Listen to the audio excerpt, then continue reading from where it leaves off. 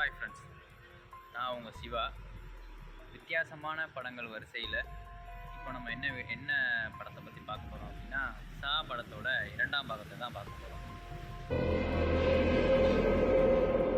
அதே கான்செப்ட் தான், எந்த விதமான மாற்றமும் கிடையாது. அதிகமாக பாவம் செஞ்ச ஒரு சில பேரை கில்லர் கடத்திட்டு போய் ஒரு ரூமில் விட்டு அவங்களுக்கு மரண தண்டனை கொடுக்குறான். அதில் உங்க எல்லாரையும் வரவேற்கிறேன். தப்பிக்கிறதுக்கு சில வழிகளையும் கொடுக்குறான். அதை தப்பிச்சவங்க தப்பிக்கிறாங்க, அதை மிஸ் பண்ணுறவங்க இறந்து போயிடுறாங்க அப்படிங்கிற ஒரு சிங்கிள் கான்செப்ட் தான். ஆனால் ஃபஸ்ட்டு பார்ட்டை விட இந்த பார்ட்டை அதிகமாக கலெக்ட் பண்ணியிருக்குங்க. ஒரு படம் தான், இதுதான் நடக்க போகுதுன்னு நமக்கு தெரியும். அப்புறம் எப்படி அந்த படம் அதிகமாக கலெக்ட் பண்ணிச்சு அப்படின்னா, திரைக்கதை, அதாவது ஸ்க்ரீன் பிளேல பயங்கரமான யுக்திகளை பயன்படுத்தியிருக்காங்க அப்படின்னு தான் சொல்லணும். நீங்க இந்த இடத்துக்கு வந்திருக்கீங்கன்னு தெரிஞ்சுக்கிறது தான் ரொம்ப முக்கியம். ஓகே, இப்போ நம்ம டேரெக்டாக அந்த படத்தோட டீட்டெயில்ஸ்குள்ளே போயிடலாம். ஃபர்ஸ்ட் ஆஃப் ஆல் ஒரு ரூமை காமிக்கிறாங்க. எப்போதும் போல தான் அதில் ஒருத்தன் கட்டி போட்டு வச்சுருக்காங்க. ஒருத்தனை அவனுக்கு தலையில் ஒரு கூடு மாதிரி கழுத்தில் இருக்குது. நம்ம யானையெல்லாம் பிடிக்கிறதுக்கு யானை காலை அப்படி லாக் பண்ணுற மாதிரி சில விஷயங்கள் செஞ்சுருப்பாங்கள்ல, அந்த மாதிரி இருக்குது. நீங்கள் இந்த கிளிப்பிங்ஸில் பார்த்தீங்க அப்படின்னா தெரியும். உங்ககிட்ட தான் இருக்கு. நீ கொஞ்சம் அசஞ்சாலும் உன் கழுத்து. அவனுக்கு எதிர்த்தாப்புல ஒரு சின்ன கண்ணாடி ஒன்று இருக்குது. அந்த கண்ணாடியில் பார்க்குறான். அவனுக்கு கண்ணை அப்படி கிழிச்சு அதில் தையல் போட்டு அப்படியே ரத்தமாக இருக்கிற மாதிரி காமிக்கிறாங்க. அவனுக்கு எதிர்த்தாப்புல ஒரு டிவி இருக்குது. அந்த டிவியில் ஒரு பொம்மை பேசுது மாதிரி, எங்கேயோ ஒரு இடத்துல இழுத்துட்டு போயிருக்க மாதிரி ஒரு கயிறு மாதிரி கட்டியிருக்கு. அந்த பொம்மை என்ன சொல்லுது, நீ கொஞ்சம் கூட அசைஞ்சாலும் இந்த ஆட்டோமேட்டிக்காக அந்த ஒயர் விடுபட்டுச்சு அப்படின்னா டைமர் ஸ்டார்ட் ஆயிரும். எண்ணி 60 செகண்டில் அந்த மண்டை கூடு இருக்குல்ல, அது மூடிச்சு அப்படின்னா நீ செத்து போயிடுவ. அந்த மண்டை கூடை ஓப்பன் பண்ணுறதுக்கான கீ உன்னோட கண்ணை கிழிச்சு கண்ணுக்கு நடுவில் வச்சுருக்கேன் அப்படிங்கிற மாதிரி அந்த பொம்மை பேசும். அந்த கண்ணை கிழிச்சு அந்த உள்ளே வச்சுருக்க அந்த வீடியோவும் அந்த டிவியில் ஒளிபரப்பு செய்யப்படுது. மறந்துட்டேன், அதை உன் உடம்புக்குள்ள உன் வலது கண்ணில் தான் பொறுத்து இருக்க, கவலைப்படாத. இவன் பதற்றத்தில் என்ன பண்ணுறான், வேகமாக அப்படி இப்படின்னு ஆடுறான். டக்குன்னு அந்த ஒயர் அறுந்துருது. டைமர் ஸ்டார்ட் ஆகிடுது. அவனை ஒரு கம்பி கிடக்கு. அந்த கம்பியை வச்சு கண்ணை குத்தி கிழித்து உள்ளே இருக்கிற கீ எடுக்கணும். கீ எடுத்தால் தான் அந்த மண்டை கூட ஓப்பன் பண்ண முடியும். ஸோ அவன் என்னென்னமோ பண்ணி பார்க்குறான், ட்ரை பண்ணுறான். தன்னைத்தானே தன் கண்ணை அப்படி குத்திக்கிறதுனா எப்படி குத்த முடியும்? ரொம்ப கஷ்டப்படுறான். 60 செகண்ட் முடிஞ்சிருது. சட்டாருன்னு அந்த கூடு லாக் ஆகி அதில் வெறும் ஆணி கினிமா இருக்குங்க, அடித்து நச்சு அப்படியே தொப்புன்னு கீழே விழுந்து இறந்து போனான். அப்போ தான் படத்தோட பேரே போடுறாங்க, சா 2 அப்படின்னு பேர் போடுறாங்க. இந்த ஃபஸ்ட்டு சீன்லேயே அள்ளு விட்டுருச்சு நமக்கு அப்படின்னு தான் சொல்லணும். சொல்லப்போனால் இது ஒரு 18+ மூவி தான். நான் தான் ஏற்கனவே சொல்லியிருக்கேன். சிறிய அதுக்கடுத்ததாக ஒரு போலீஸ் ஸ்டேஷனை காமிக்கிறாங்க. ஒரு பையன் அங்கே உட்காந்துருக்கான். அந்த போலீஸ் ஸ்டேஷனில் அவங்க அப்பா அந்த பையனை அழைச்சிட்டு போகிறாரு. எதுக்காக என்ன அப்படிங்கிற ரீசன்லாம் தெரியல. அவங்க அப்பாவும் ஒரு போலீஸ் அப்படிங்கிறது. அவங்க 2 பேருக்கும் இடையில ஒரு சின்ன வாக்குவாதம் நடந்திருக்கு. அவங்க அம்மாவும் அப்பாவும் டைவர்ஸ்ன்னு நினைக்கிறேன். அந்த பையன் சொல்கிறான், நான் எங்கள் அம்மா கூடயே போய் இருந்துக்கிறேன், உங்களோட இருக்கிறதுக்கு பிடிக்கல அப்படிங்கிற மாதிரி சொல்லிட்டு போகிறான். போடா அப்படின்னு அவங்க அப்பா சொல்லி திட்டி அனுப்பிடுறாரு. அம்மா கிட்டயே திரும்ப போயிடலாமோன்னு தோணுது. ஆனால் அவர் திட்டி அனுப்பிட்டார தவிர அவர் மைண்டில் பையனை அப்படி திட்டிக்க கூடாது அப்படிங்கிற மாதிரியே ஒரு யோசனை இருக்குது. திடீர்னு அவருக்கு ஒரு கால் வருது. அவன் பையன் தான் கால் பண்ணுறான்னு நினச்சி ஹலோ அப்படின்னு சொல்லி அந்த பையன் பேரை சொல்கிறாப்ப, இல்லை நான் உன்னோட ஆஃபீஸர் பேசுகிறேன், தலைமை அதிகாரி பேசுகிறேன், இது மாதிரி ஒரு டேனியல். சாரி சஜன், பையன் நினச்சேன். ஒரு ஜிக்ஸா கில்லர் இருக்கிற இடம் தெரிஞ்சிருச்சு. நம்ம எல்லோரும் அங்கே போகிறோம் அப்படின்னு சொன்னால் ஒரு படையே கிளம்பி போகுதுங்க. டக்குன்னு கிளம்பி அங்கே போனால் அவனை கண்டுபிடிச்சிடுறானுங்க. அவன் நிறைய ட்ராப்பெல்லாம் வச்சுருக்கான். படிக்கட்டில் நிறைய உடஞ்சி போகிற மாதிரி அந்த மாதிரி சின்ன சின்ன ட்ராப்பெல்லாம் வச்சுருக்கான். அதையெல்லாம் தாண்டி அந்த இடத்துக்கு போயிடுறாங்க. அந்த இடத்துக்கு போனால் அவன் பேஷண்ட் இருந்தார். அந்த மொட்டையும் இருக்காங்கள, அந்த ஏற்கனவே பழைய பாட்டில் பார்த்துமே அவன் தான். ஆனால் இப்போ முடி வச்சு ஒரு தாத்தாவாகி எப்படி உட்காந்துருக்காரு. இந்த பக்கம் செலின் பாட்டிலில் ஓடிக்கிட்டு இருக்கு. ஸோ இதை காமிக்கிறாங்க. அவன் பார்த்து சிரிக்கிறான். அங்கே பார்த்தா ஆப்போசிட்டில் ஒரு 6 பேர் அடைச்சி வச்சுருக்க மாதிரி டிவியில் ப்ளே ஆகிட்டு இருக்கு. ஸோ இந்த மாதிரி சீன்லாம் நிறைய காமிக்கிறாங்க. வாங்க அதில் வந்து அந்த பையனும் இருக்கான், அதாவது அந்த போலீஸ் ஆஃபீஸரோட பையனும் ஒருத்தனா இருக்கிறான் அப்படிங்கிறது வந்து ரொம்ப வேதனைக்குரிய விஷயமா இருக்குது. அவன் பார்த்துட்டு அழுகுறான் அந்த போலீஸு. என்ன செய்கிறது என்ன அப்படின்னா அவனை போட்டு அடித்து துன்புறுத்துறான். அவன் எப்படியாவது எங்கே இருக்கான்னு சொல்லு அப்படிங்கிற மாதிரிலாம் ரொம்ப அவனை அடிக்கிறான். ரொம்ப ரத்தம் வர்ற அளவுக்கு அடித்து அவனை துன்புறுத்துறான். ஷிட். அதுக்கு என் பையன் நினைக்கிறேன். பட் டைமர் வந்து ஓடிக்கிட்டே இருக்கு. 3 மணி நேரம் தான் டைமிங் உனக்கு. அந்த அவங்க இருக்கிற ரூமில் வந்து அவங்க இருக்கிற வீட்டில் வந்து ஒரு விஷ வாயுவை வந்து நான் ஏர் கண்டிஷனர் மூலமாக அனுப்பிக்கிட்டு இருக்கேன். 3 மணி நேரம் தான் உங்களுக்கு டைம். அந்த 3 மணி நேரத்துக்குள்ளே அந்த வீட்டை விட்டு வெளில வந்துட்டாங்க அப்படின்னா அவங்க பொழைச்சிருவாங்க. இல்லை அப்படின்னா 2 மணி நேரத்துலேயே காலியாகிறதுக்கு வாய்ப்பு இருக்குது அப்படின்னு சொல்லிடலாம். நேராக அவங்க அந்த வீட்டுக்கு ஜூம் பண்ணி உள்ளே காமிச்சா அங்கே என்ன நடக்குது அப்படின்னா நிறைய பேர் அப்படியே மயங்கி எந்திரிக்கிறாங்க. அப்போ தான் ஒருத்தங்க யார் என்ன அப்படிங்கிற மாதிரி தெரிஞ்சுக்கிறாங்க. அதில் வந்து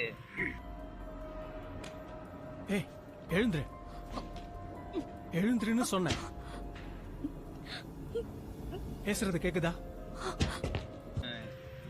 பெண்கள் இருக்காங்க, ஒரு கருப்பினத்தவர் ஒருத்தர் இருக்காரு, அதுக்கப்புறம் ஒரு பாடி பில்டர் மாதிரி ஒருத்தர் இருக்காரு, அப்புறம் வந்து இன்னொருத்தர் சாதாரண ஒருத்தரோட பையன் ஒருத்தன். மொத்தம் வந்து 7 பேர் இருக்காங்க. அதில் ஒரு பொம்பளை வந்து அமண்டா. அது வந்து என்ன அப்படின்னா ஏற்கனவே வந்து ஒரு போதைப் பொருள் அடிமையாகி ஃபஸ்ட்டு பார்ட்டில் வந்து சில சீன்ஸ் வந்து நான் காமிப்பாங்க அப்படின்னு சொன்னால அதில் வந்து போதைப் பொருளில் அடிமையாகி தன் வாழ்க்கையே இழந்த ஒரு பெண்ணை தூக்கி வந்து போன பார்ட்டில் வந்து வச்சுருப்பான். அவன் வந்து சின்ன அந்த டிப்ஸ்லாம் கொடுத்து அதை வந்து கரெக்டாக ஃபாலோ பண்ணி அவள் தப்பிச்சிருப்பான். அவன் நான் எங்க இருக்கேன் எனக்கு தெரியல. மறுபடியும் வந்து இந்த இதில் வந்து மாட்டிக்குவா. ஏன் அப்படின்னா மறுபடியும் போதைப் பொருளுக்கு அடிமையாயிட்டா, அதனால மாட்டிக்கிட்டா அப்படிங்கிற மாதிரி கொஞ்சம் சீன்ஸ்லாம் காட்டுவாங்க. நான் ஏற்கனவே இது விளையாடி இருக்கேன். ஸோ இந்த விஷயம் அப்படி போயிட்டு இருக்கையில் வந்து அவளுக்கு வந்து தெரியும் என்ன நடக்க போகுது, இவன் தான் இதை பண்ணியிருக்கான் அப்படிங்கிற மாதிரி தெரியும். ரொம்ப நிதானமாக வந்து கையாளணும், இல்லாட்டி நம்மளை கொண்டுருவான் அவன் அப்படிங்கிற மாதிரி அவங்களுக்கு நிறைய டிப்ஸ்லாம் அவள் கொடுப்பான். பட் அந்த பாடி பில்டர் வந்து ரொம்ப துருதுருன்னு இருப்பான். ஏன்னா அவனுக்கு வந்து டைம் போயிட்டு இருக்கு, 3 மணி நேரத்தில் நம்ம தப்பிக்கணும், இல்லாட்டி நம்ம செத்துருவோம் அப்படின்னு சொல்லி அங்கே டைம் ஓடிக்கிட்டு இருக்கும். ஸோ இவங்க என்ன பண்ணுவாங்க, அங்கேருந்து தப்பிக்கிறதுக்காக ஒரு டோர் மாதிரி இருக்கும். அந்த டோரு அங்கே வந்து இவங்க நிறைய தேடி பார்ப்பாங்க. ஆக்சுவலாக வந்து அந்த 3 மணி நேரத்தில் தப்பிக்கிறது அப்படிங்கிறது உங்களுக்கு தெரியாது. இந்த அமண்டா அப்படிங்கிற வந்து தேடி பார்ப்பா ஒரு இடத்துல ஒரு செங்கக்கல்லுக்கு கீழே வந்து ஒரு விஷயம் இருக்கும், ஒரு டேப் ரெக்கார்ட் இருக்கும். அந்த டேப்பில் வந்து இந்த மாதிரி சொல்லப்பட்டிருக்கும். ஸோ உடனே வந்து ஒரு சாவியும் அது கூட இருக்கும். அந்த சாவியை எடுத்துக்கிட்டு அந்த டோரை திறக்கிறதுக்காக போவாங்க. டோரை திறக்காதீங்க, அவசரப்படாதீங்க அப்படின்னு இந்த அமண்டா சொல்லுவாள். பட்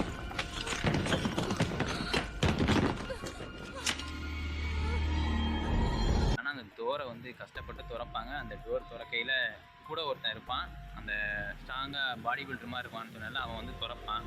கூட இருக்கவனை வந்து ஒரு துப்பாக்கி அதுலேருந்து அந்த திறக்க அந்த துப்பாக்கியோட இது வந்து ரோல் ஆகி சுட்டு தள்ளி அவனை செத்து ஒரு கீழே விழுந்துருவான். நான் தான் உனக்கு நான் புரிய வச்சு காட்டுறேன். சொன்னனே அவன் வந்து இது மாதிரி ஒரு ட்ராப் வச்சுருப்பான் அப்படின்னு. நம்ம எந்த விஷயத்த செஞ்சாலும் ரொம்ப கவனமாக செய்யணும் அப்படிங்கிற மாதிரி இந்த அமண்டா வந்து சொல்லுவாள். அந்த டோரை திறந்துக்கிட்டு வெளில போயிடுவாங்க. வெளில போனோன்னா வேறு ரூமுக்கு போவாங்க. அங்கேயும் ஏர் கண்டிஷனரில் வந்து இந்த வாயு வந்து போயிட்டுருக்கும். அந்த வீடு ஃபுல்லாகவே வந்து இந்த விஷவாயு வந்து பரவிக்கிட்டு இருக்கும்.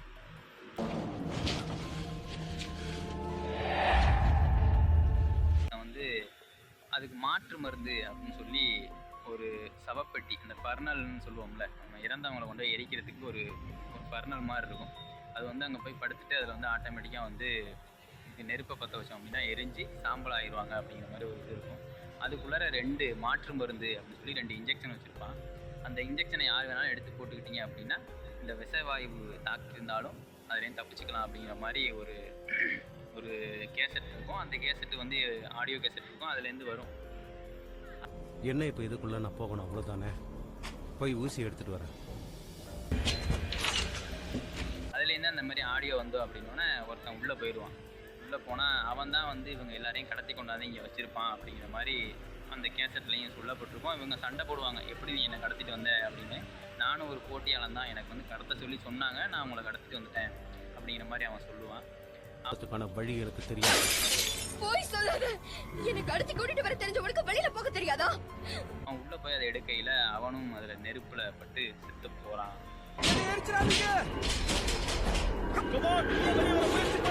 ஒரு விஷயத்தையும் வந்து கவனமாக செய்யணும் அப்படின்னு நான் ஒருவருக்கும் சொல்லிகிட்டு இருக்கேன், நீங்கள் வந்து கேட்க மாட்டேங்கிறீங்க அப்படின்னு அந்த அமாண்டா வந்து சொல்லுவாள். அங்கேயும் இங்கேயும் ஓடுவாங்க. கடைசியில் வந்து ஒருத்தங்களா அப்படியே இறக்குற தருவாயில் வந்துடுவாங்க. கிட்டத்தட்ட 1.5 மணி நேரம் ஆயிரும். கடைசியாக வந்து நான் சொல்றது கேக்குறியா? அந்த ஒரு போலீஸ்காரன் இருக்கான்ல, அவன் வந்து அந்த இடத்த கண்டுபிடிச்சாகணும், எப்படியா இருந்தாலும் சொல்லு, அந்த இடத்த பற்றி சொல்லு அப்படிங்கிற மாதிரி சொல்லுவான். அடித்து அவனையும் அழைச்சிட்டு போ. நான் கடைசியாக ஒரு கிட்ட ஒரு சாக போகிற கண்டிஷனில் வந்து அவனும் உண்மையை சொல்கிறேன், வா போவோம் அப்படின்ட்டு அழைச்சிட்டு போயிடுவான். அவன் அழைச்சிட்டு போய் அந்த இடத்த காமிக்கிறதுக்காக காரில் அவங்க 2 பேரும் போயிட்டு இருப்பாங்க. இங்கேருந்து வீடியோ நடக்கிறத பார்த்துக்கிட்டு இருப்பாங்க. திடீர்னு வீடியோ வந்து நின்று போயிடும்.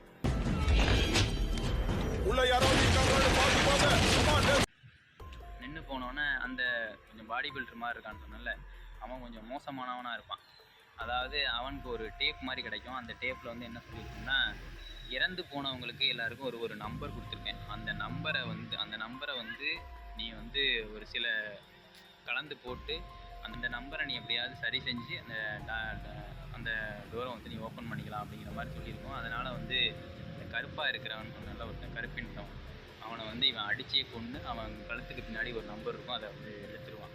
இதே மாதிரி இறந்து போனவங்க பின்னாடி சில நம்பர்கள் இருக்கும், அதை வந்து அவன் எடுத்துருவான்.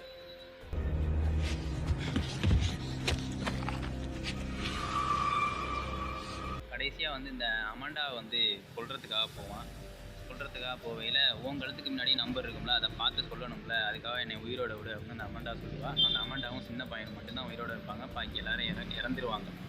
அப்படி சொல்லையில் வந்து அவனோட கழுத்து சதையை வந்து அவனே அறுத்துக்கிட்டு அந்த நம்பரை பார்த்துப்பான். நான் பார்த்துக்கிட்டேன், உன்னையை நான் கொல்ல போகிறேன் அப்படிங்கிற மாதிரி சொல்லையில் அந்த சின்ன பையன் வந்து கீழே ஒரு கத்தி மாதிரி என்னமோ ஒன்று கிடக்கும், அதை வச்சு குத்தி அவனை கொன்று முடிச்சிடுறான். இந்த நேரத்தில் அவங்க அப்பா அந்த கிழமை எல்லாரும் அந்த வீட்டுக்குள்ளே வந்துடுறாங்க. அவங்க அப்பா தேடிக்கிட்டு உள்ளே வந்துடுறாரு. உள்ளே வந்தோடனே பார்த்தா இங்கே யாருமே இல்லை.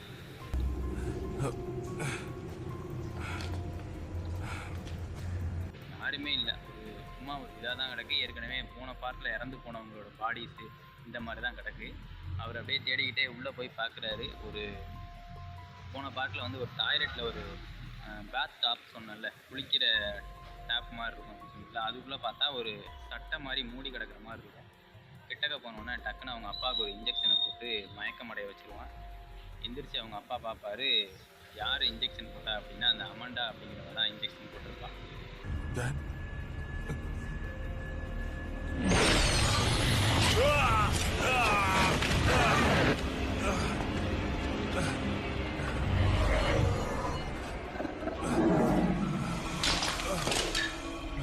என்ன நடந்திருக்கு அப்படின்னா, ஆக்சுவலாக வந்து முன்னாடியே வந்து இந்த பையனையெல்லாம் கடத்தி கொண்டு போய் வச்சது வந்து இப்போ நடக்கலை. ஆக்சுவலாக முன்னாடியே நடந்துருச்சு. அதை வந்து தற்சமயத்தில் லைவாக ப்ளே பண்ணுற மாதிரி அவங்களுக்கு ப்ளே பண்ணி காமிச்சிட்டு இந்த விஷயங்களை வந்து செய்கிற மாதிரி செஞ்சு அவங்க அப்பானை பிடிக்கிறதுக்காக தான் வந்து இந்த ட்ராப்பே வந்து நடந்திருக்கு அப்படிங்கிற மாதிரி கடைசியாக கொண்டு போயிருப்பாங்க. ரொம்ப இந்த இடத்துல நான் என் அப்பாவை பார்த்தேன், ஒரு தலைவனை பார்த்தேன், ஒரு சுவாரஸ்யமாக இருக்கும். கடைசியாக ஒரு அந்த த்ரில்லிங் வச்சது வந்து ரொம்ப நல்லாவே இருக்கும். சிறை பிடிச்சு வச்சுட்ட, உனக்கு உதவவும் ஆள் இல்லை, தப்பிக்கவும் வழி இல்லை.